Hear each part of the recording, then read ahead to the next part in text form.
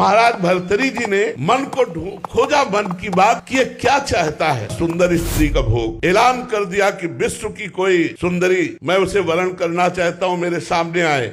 तो बहुत से जो अपनी सुंदरता का अभिमान रखती थी सुंदरियां एकत्र, क्योंकि चक्रवर्ती सम्राट महाराज भर्तृहरि, उनमें एक का नाम था पिंगला। भर्तृहरि जी के चित्त को लुभायमान कर दिया। भर्तृहरि जी ने उसके साथ पाणी ग्रहण किया। उन्होंने कहा राजपाट हमारा छोटा भाई विक्रमादित्य संभालेगा। अब मैं देखता हूँ इस काम में सुख कितना है। जिस काम के लिए मेरा मन लालायित हुआ, पहले मैं सुख से तृप्ति प्राप्त करूंगा। अब राजमहल केवल समय से भोजन पहुंच जाएगा, कोई भी राजकाज सब विक्रमादित्य के ऊपर, और आप केवल भोग निर्णय करने के लिए। बहुत वर्ष व्यतीत होते गए, लेकिन समय नहीं पता चला। पिंगला एक दिन अपने महल के पार्श्व की तरफ देखा, एक हष्ट पुष्ट जवान घोड़ों की रखवाली करवा रहा था। कोई मालिश कर रहा है, कोई कुछ कर, उसे अश्वपाल कहते हैं। देखा और जम गया। पिंगला ने दासी को भेजा, अश्वपाल से कौन मिलना चाहती। अब महाराज जब शयन में होते तब अश्वपाल से मिलना शुरू हुआ। अब आप बहुत ध्यान से सुनना। एक गरीब ब्राह्मण तपस्या कर रहा था देवराज इंद्र के लिए कि वो प्रसन्न और मुझे धन दे। देवराज इंद्र प्रकट हुए और एक फल दिया, बोले अमर फल, इसे खाने से अमर हो जाता है। बस अंतर ध्यान हो गए। उनका मेरी बात भी नहीं सुनी। मुझ गरीब को अमर होके क्या करना है, मुझे तो धन चाहिए था। ये अमर फल मैं महाराज भर्तृहरि को दे देता हूँ, और भर्तृहरि धर्मात्मा राजा है, वो अमर रहेंगे तो हमारी प्रजा सुखी रहेगी। महाराज की जय हो। कहो विप्रवर कैसे आगमन हुआ। महाराज मैंने तपस्या कर मुझे देवराज इंद्र ने एक अमर फल दिया, इसे खाने से अमर हो जाया जाता है। आज्ञा करी, जितना खजाने से धन चाहिए इनको दे दीजिए। अमर फल लिया, सोचा मेरी आसक्ति पिंगला पे है, मैं अमर होकर क्या करूंगा। अगर पिंगला अमर रहेगी तो मैं सुखी रहूंगा। पिंगला को बुलाया और कहा ये हमारे देश के